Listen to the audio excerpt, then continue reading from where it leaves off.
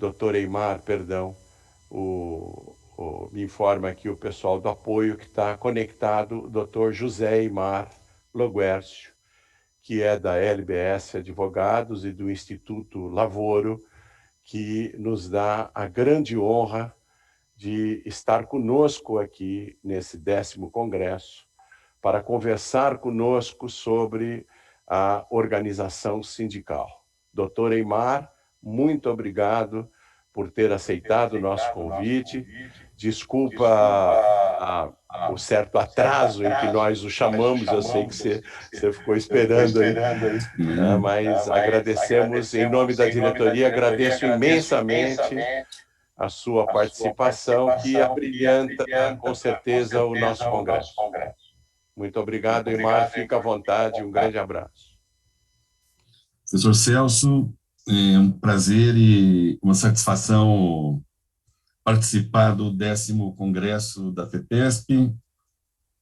Saúdo a todas e a todos os congressistas. De fato, uma satisfação falar com uma categoria como a de professores, e gostaria, então, de iniciar agradecendo o convite feito pelo professor Celso, pessoa que eu tenho maior respeito e maior admiração.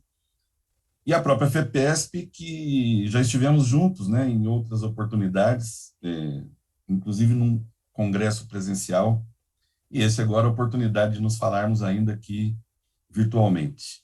Eu tenho uma apresentação que eu encaminhei, e eu não sei se vocês é que colocam ou se eu que coloco. Eu vou começar, professor em sala de aula virtual, que ainda precisa se Só um organizar. minutinho, Eymar, para apresentar para colocar aqui a sua apresentação.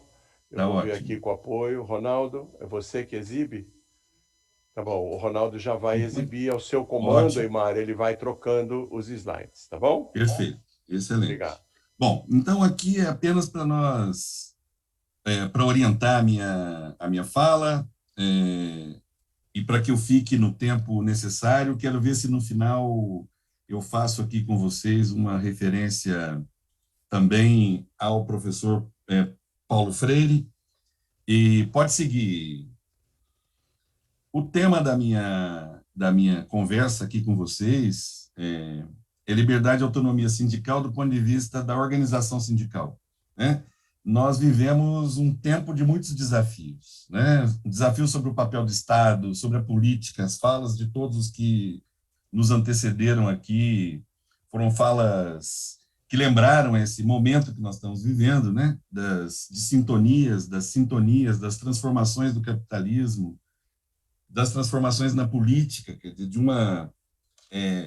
um certo reviver aí de espectros neofascistas, fascistas, neoconservadores. Então, uma disputa, digamos assim, de novo, né, por um sentido civilizatório, o papel da classe trabalhadora, que classe é essa? Nós estamos todos e todas imersos nesses desafios, né? Então, o desafio não é só do sindicalismo, não é só dos sindicatos, mas é um desafio mais geral, né? É dentro dessa compreensão que nós temos que trabalhar o tema sindical, né? Não dá para isolar as dificuldades, digamos assim, do sindicato do contexto mais geral. Mas tudo isso nos desafia a uma pergunta. Pode passar, por favor. Tudo isso nos desafia a uma pergunta, né? A uma indagação assim que vai seguir a minha fala aqui com vocês, né? De tempos em tempos se pergunta: para que serve o sindicato? Para que serve o sindicato? Né? O sindicato é uma construção histórica, ele não é natural, né? Assim como as classes não são naturais, assim como a economia não é natural. O sindicato é uma construção. Então, para que serve um sindicato? E aí eu trouxe aqui para o nosso diálogo dois paradigmas, né? O Hayek, que é um símbolo do neoliberalismo, e, portanto, um autor que inspirou, né, não só o economicismo neoliberal, mas muito além dele. Ele escreve nos anos 40, 50, uma série de artigos e depois publica nessa... não tem tradução para o português, mas tem essa edição espanhola, em que ele diz: sindicatos para quê?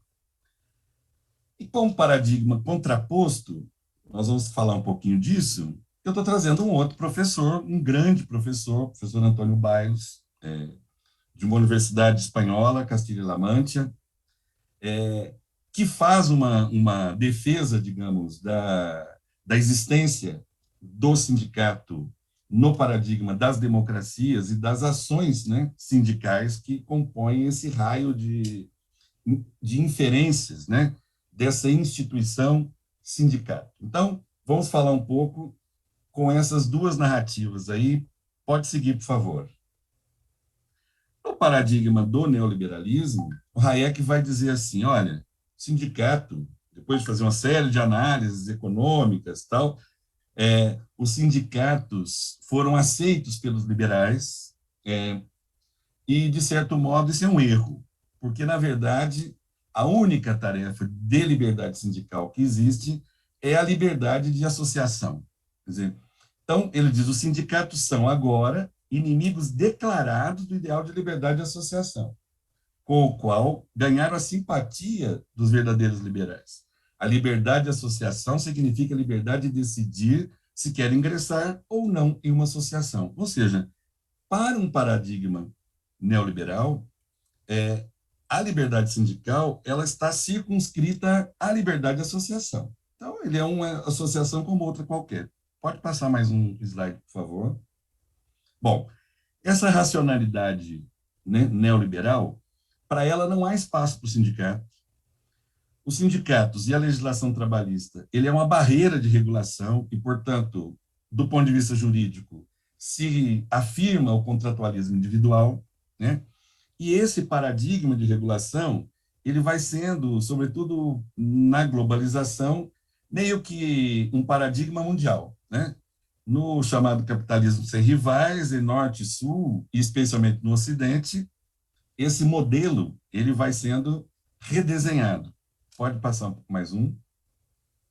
Na construção de uma racionalidade neoliberal, quer dizer, o neoliberalismo ele não é apenas uma prática econômica, né? Ele passa a conviver com determinadas racionalidades construídas no nosso dia a dia. E eu acho que isso é uma coisa muito, muito importante da gente imaginar. Então, para simplificar, né, toda simplificação tem um problema, mas ela também tem alguns facilitadores, né?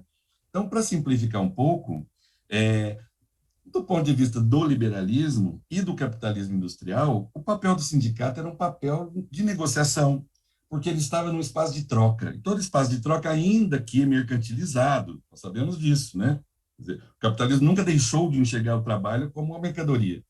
Mas, ainda assim, ele tem que conviver num espaço de troca e, portanto, num espaço em que se admite a ação sindical, em que se admite a ação coletiva para aquilo que, né, alguns autores chamam de direito a ter direitos. Então, com o tempo, você vai expandindo os espaços democráticos na construção desses direitos e de uma outra racionalidade, né?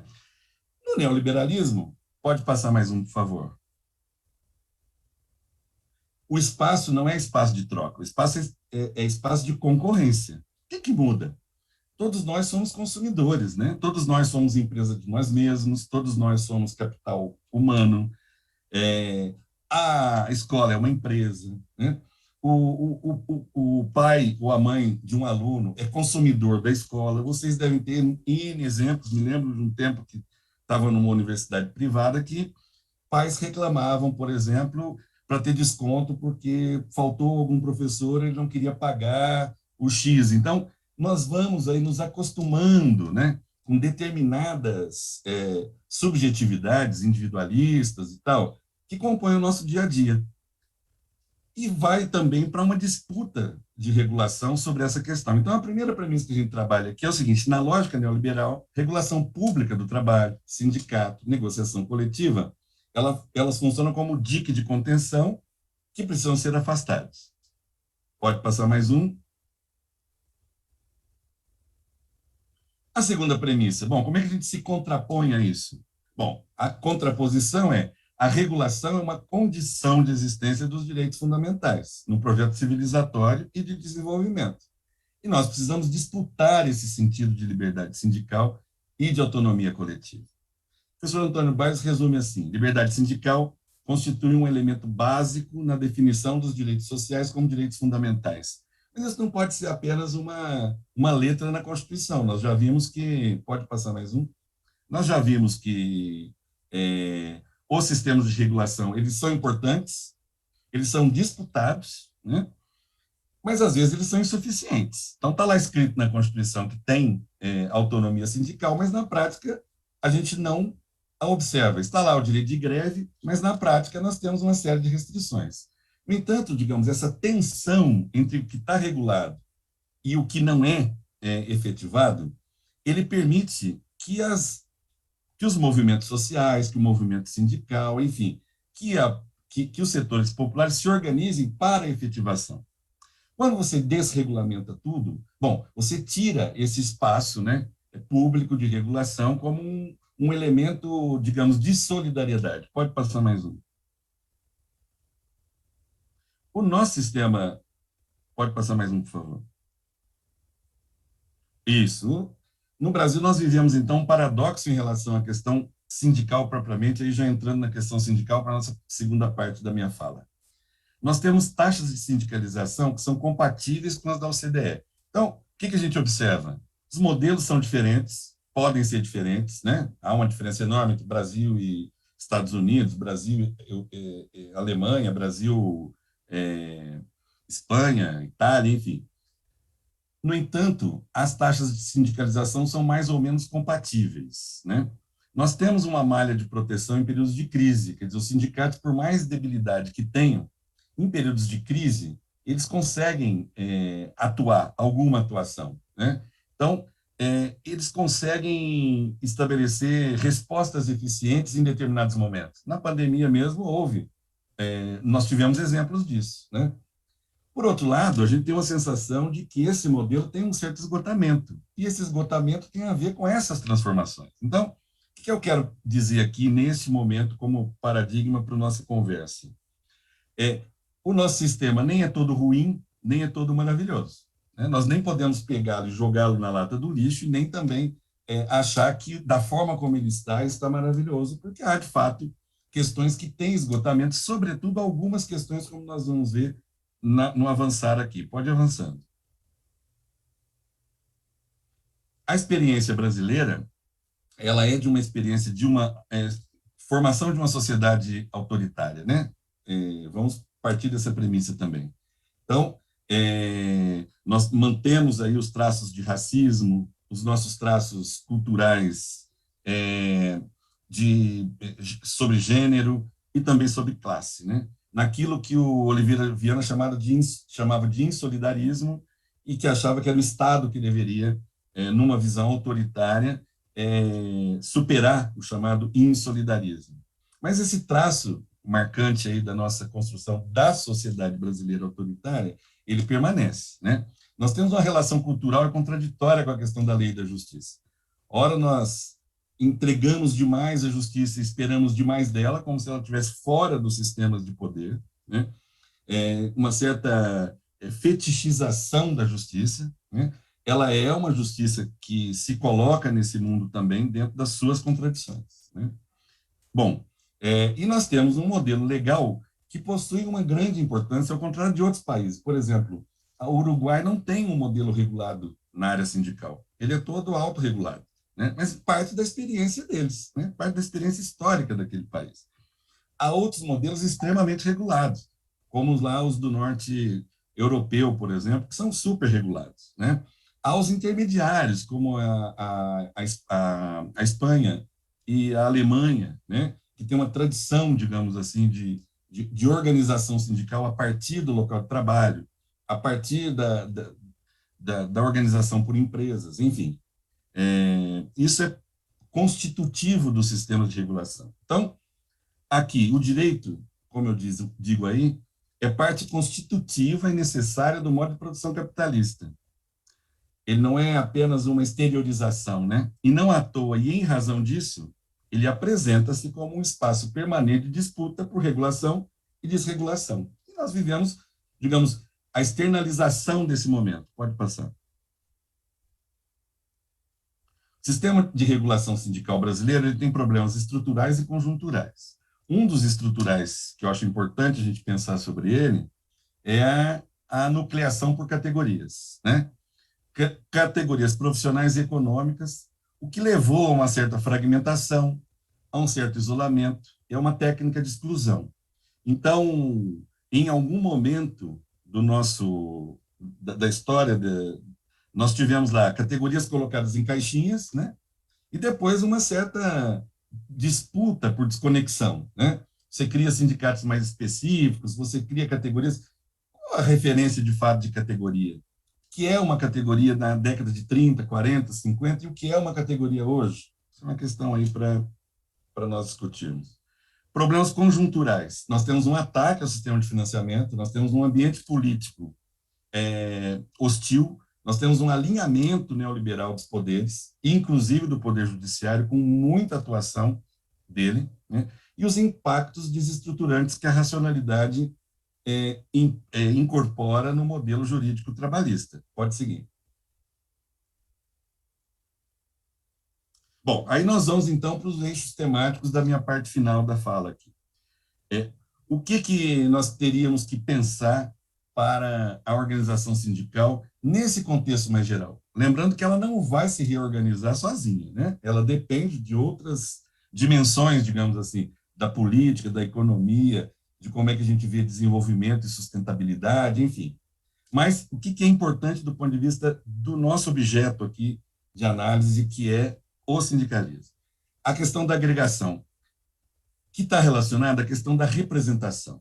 Então, ela articula a representação na atividade econômica, na profissão, no ramo, na indústria, no comércio, setor público, setor privado, e nos diversos espaços territoriais, né? O local, regional, nacional, a empresa, o grupo de empresa, enfim, em qualquer parte do mundo, sempre que se fala em regulação sindical, ou ainda que não se fale em regulação, mas que se fale em organização sindical, nós temos que pensar isso. Qual é a nossa proposta para a representação? Está evidenciado, assim, pela experiência histórica, que quanto mais agregado, mais força política se compõe aquele grupo, né? Quanto mais desagregado, menos força.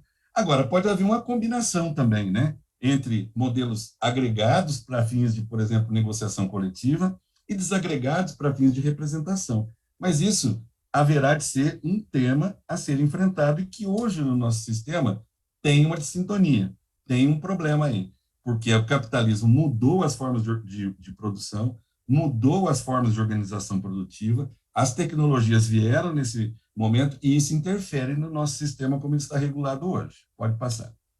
Tem um segundo eixo, que é o eixo da representatividade.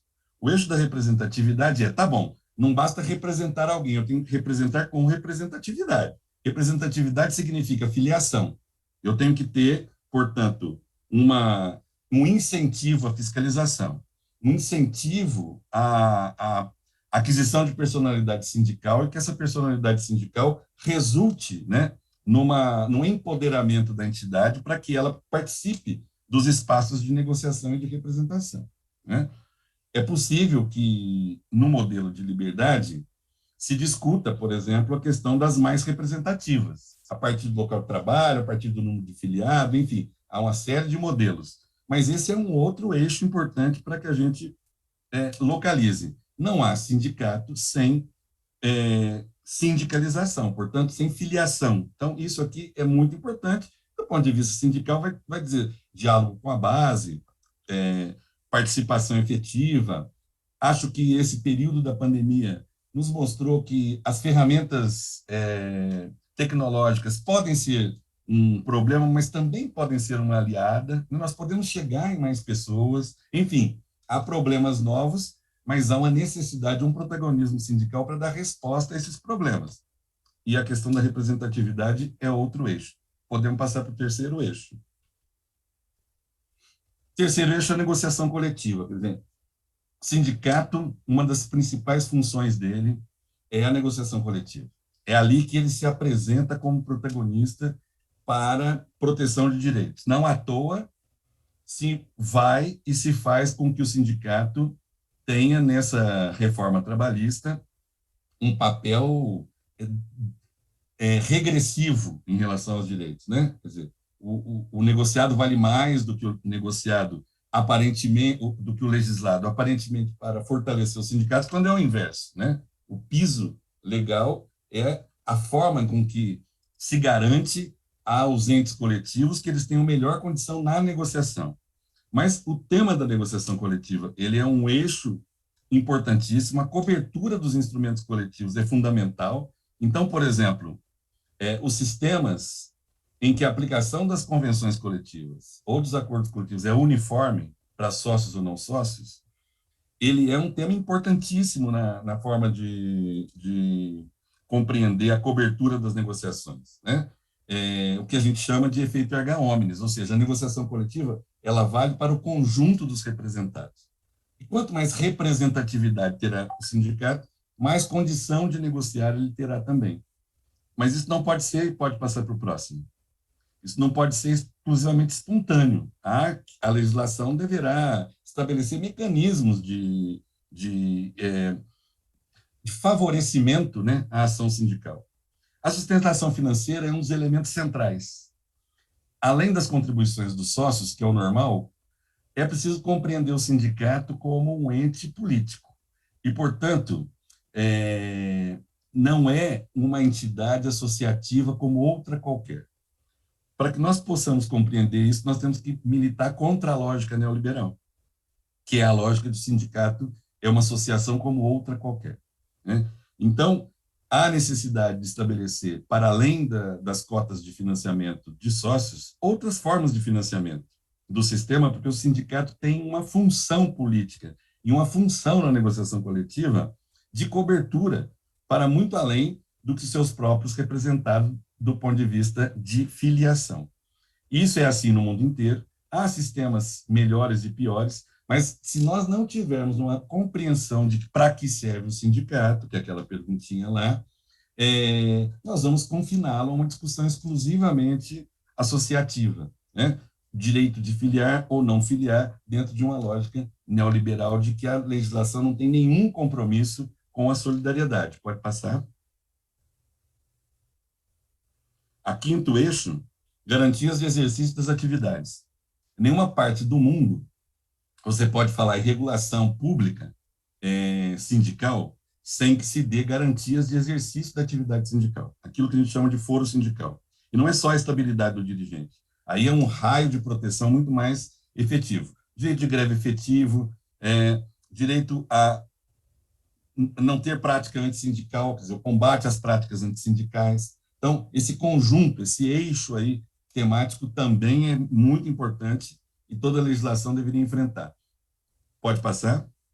Nós vamos para o sexto e último, que eu vou chamar aqui de entidade de regulação ou controle democrático e solução de conflito. Quem resolve os conflitos intersindicais? Quem resolve os conflitos intrasindicais? Nós temos uma certa tendência a levá-los todos ao judiciário, né? Nós temos que começar a preencher os espaços de autonomia para que nós consigamos, quando se fala em unidade, por exemplo, construir sistemas que permita que nós mesmos resolvamos determinados conflitos, né? Então, nós temos lá uma disputa entre dois sindicatos, a justiça vai resolver. Nós deveríamos ter capacidade de resolver esses conflitos e criar elementos, digamos, que sejam compatíveis com as decisões que nós próprios possamos implementar, sem depender de um heterônomo aí para nos dizer como é que o sindicato deve se organizar ou como é que ele deve organizar os seus eixos de categoria. Então, isso aqui é um outro desafio, como é que a gente soluciona conflito intersindical diretamente. Pode passar? E eu vou agora, então, para duas conclusões. E eu peço só que me avise quando eu estiver terminando, porque a gente sempre fica um pouco aflito com o tempo, né? Quando é presencial, a gente vai sentindo. Quando não é, a gente não sabe como é que está o ritmo do que está falando. Então, É, eu já consumi aqui 22 minutos, pelo que eu estou controlando, né? Bom, Tá ótimo, Eymar. Sem então tá problema. bem, Acho que você pode concluir tranquilamente, tá? ótimo, Fica à vontade. Obrigado. perfeitamente. Bom, então nós vamos lá.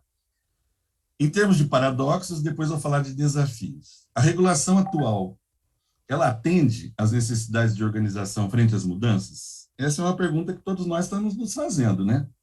Eu acho que não há respostas definitivas sobre modelo, mas há esse desconforto, como eu estou dizendo. De certo modo, nós temos elementos no nosso sistema que são elementos importantes de manutenção, mas nós temos necessidade de enfrentar outras questões que o nosso sistema de regulação não enfrenta, como, por exemplo, esses novos contratos, como, por exemplo, a discussão do teletrabalho, como, por exemplo, a questão do trabalho em plataforma, como esse ataque, digamos, à ideia de que o contrato de emprego é atrasado e que bacana mesmo, moderno, são esses novos contratos que aparentemente a pessoa tem mais flexibilidade, quando no fundo ela é escrava do tempo muito mais do que no próprio contrato de trabalho de emprego clássico. Enfim, então, em tese, né, a experiência sindical, ela se deu em cima do assalariado. E hoje nós temos uma fronteira cinzenta de assalariamento que o sindicato precisa chegar até lá. Então, nós temos um desafio aí, né, de pensar a organização em relação às mudanças e, portanto, o sistema de regulação, né, para ele, que garanta, que assegure. O ambiente político e econômico favorece uma mudança que fortaleça a ação sindical? Parece que nós vivemos o pior momento político, né? É, o econômico é sempre uma complicação, mas o ambiente político é péssimo sob esse ponto de vista, né? Nós devemos pensar naquela minha perguntinha: para que serve um sindicato? Na visão do Hayek, como não serve para muita coisa, pouca regulação, pouco incentivo à existência dessas entidades e, portanto, uma regulação que não a fortaleça, né? Se nós pensamos numa democracia madura, bom, essas entidades, elas são entidades e são instituições que precisam ser fortalecidas para que a própria democracia se fortaleça, porque ela está, digamos assim, no cerne, né, da questão da luta política por direitos. Então, essa é uma pergunta que só pode ser respondida sob o ponto de vista do eixo político, né? As entidades sindicais preenchem seus espaços de autonomia? Aqui é conosco. Eu acho que nós temos muito espaço de autonomia para preencher e que nós podemos preencher. Quer dizer, que nós não precisamos, digamos assim, de uma ação de regulação de Estado para que nós próprios possamos nos movimentar. E quais são as ferramentas para a disputa por uma regulação que assegure capacidade máxima dos sindicatos para a sua atuação? Nós temos ferramentas que são legislativas, ou seja, nós temos que pensar, eu ouvi as falas anteriores aqui, na abertura das centrais, né? Nós temos que pensar, sim, sobre um novo Código de Trabalho, disputar esse espaço, disputar a necessidade de uma regulação estatal, né? Mas nós temos outras ferramentas que nós podemos utilizar, né? O que vocês estão fazendo aqui no Congresso é uma delas, é uma experiência que pode ser avançada. A experiência de unidade, ela pode ser avançada. Experiência de construção, por exemplo, de protocolos intersindicais, que vá definindo práticas sindicais democráticas, que orientem, inclusive, algumas decisões judiciais para o futuro. Eu acho que é muito importante que a gente caminhe nesse sentido e pode passar para os desafios. Então, nós temos aí os dilemas, né? Há espaços de autonomia que poderiam ser preenchidos pelas entidades sindicais? Na minha opinião, sim. Nós temos, não apenas em relação aos estatutos, mas nós temos necessidade, né, de planejar, que é o item B aí, de planejar as ações sindicais ou as entidades sindicais para cenários possíveis. O cenário da forma que está, o cenário de mudança, um cenário em que haja mudança, mas que ela não seja como nós imaginaríamos. Há, portanto, necessidade de nós avançarmos em alguns cenários e construirmos algumas pontes aí e alguns protocolos que permitam, né, que nós caminhemos no sentido de uma unidade efetiva, mas também pensando naquelas dimensões que eu falei ali atrás, né? Como é que ficaria a representação, como é que fica a representatividade, como é que fica a questão da resolução de conflitos entre nós. E qual é o perfil de uma regulação sindical que esteja adequada para dar resposta aos desafios do mundo pós-industrial e que enfrente o neoliberalismo, forçando novos arranjos para além do realismo capitalista? E eu não tenho uma resposta pronta, eu acho que nenhum de nós aqui tem, mas nós temos possibilidades de pensar juntos, né? Tem algumas experiências acontecendo aí ao redor do mundo que são interessantes, e aqui mesmo entre nós, né? Eu acho que tem uma questão muito importante, que é o resgate do sentimento de solidariedade. O que mais o neoliberalismo atinge é a nossa capacidade de ser solidário. E eu acho que os sindicatos têm um papel nisso muito importante, né? De não atuar exclusivamente na fronteira das suas categorias. É trabalhar no cotidiano, numa subjetivação de solidariedade diferente daquela que nós vamos nos acostumando como consumidores, né? E, portanto, eu acho que nesse período da pandemia a gente tem um aprendizado aí também para aquilo que foi determinado sentido de solidariedade que não joga no individualismo. Não é fácil, mas se nós não recuperarmos essa noção de solidariedade, nós teremos muita dificuldade de construir um sistema sindical ou uma organização sindical que dê conta da complexidade do tempo que nós estamos vivendo, né? Nós estamos no centenário do Paulo Freire, e eu quero encerrar mesmo, viu, professor Celso, com uma recordação, tá? Em 87, eu ainda era estudante, terminando, 86, eu era estudante terminando a faculdade de Direito, lá em Campinas, na PUC, e tivemos um encontro com o professor Paulo Freire, né? O professor Paulo Freire, eu recentemente recebi esse material, eu não tinha esse material, e eu recebi esse material, é um material que foi degravado daquela conversa, é uma das poucas encontros do professor Paulo Freire com a questão do ensino jurídico, nosso tema é ensino jurídico. E eu, inclusive, coloquei no Facebook, em algumas redes, alguns trechos desse material. É um material datilografado ainda, né? Um professor aqui da UNB me disse, você achou um achado arqueológico, porque ninguém tem esse material, né? Eu vou divulgar esse material agora, daqui a um tempo, de forma mais organizada. Mas nesse encontro, duas coisas ele nos falou sobre pedagogia na questão do direito, né? Uma é que ele disse literalmente assim: vocês dizem, né, que vocês têm apenas um professor para interlocução, mas vocês poderiam tentar conversar com alguns professores. Talvez vocês pudessem fazer uma pesquisa mais rigorosa e encontrassem mais, além daquele que nós dizíamos que era um só, para ver com quem vocês possam contar para certas experiências. Por quê? Com a mudança, mesmo radical, as estruturas não estão todas prontinhas. Uma nova proposta de ensino ou de sociedade precisa ser construída. Portanto, estudar esse direito positivista para que, inclusive, a partir dele, na prática, possa desfazer o que ele faz. Então, aqui, ele nos convidava para duas coisas, né?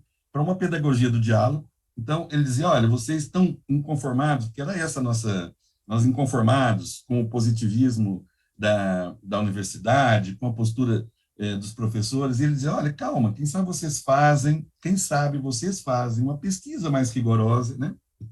Para os jovens da época, inconformados, façam uma pesquisa mais rigorosa, haverá de ter mais gente para vocês conversarem e haverá de ter mais gente para construir uma nova positividade que seja popular e que alcance os objetivos de representação de classe, de gênero, de raça, melhor representados do ponto de vista de inclusão.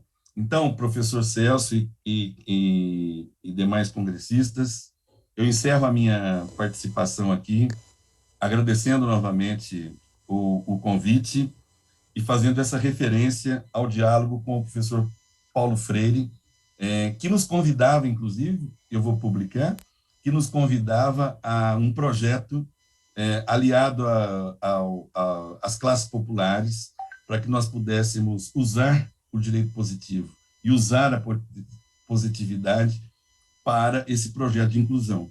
É o que eu tenho feito ao longo desses anos, e é o que fazemos aqui ao longo desses anos, e nesse momento de grandes disputas, nós temos que ter, sim, um olhar sobre o que melhor permite aos sindicatos responder aquela pergunta: para que serve um sindicato?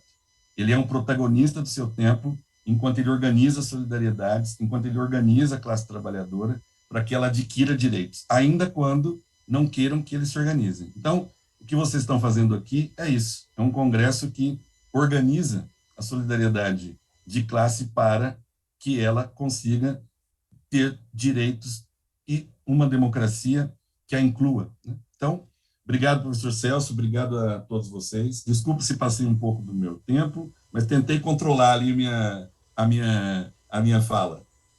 Absolutamente, doutor Emar. Para nós é uma grande honra e é sempre um prazer e um aprendizado ouvi-lo. E é exatamente a sua contribuição será de enorme importância para os debates que nós vamos fazer à tarde. Nós temos uma mesa efetivamente para discutir a organização sindical e as 3 mesas da tarde é um conjunto de discussão que nós temos que fazer, organização política, educacional e organização sindical que converge num único pensamento, que é da ação sindical nesse sentido.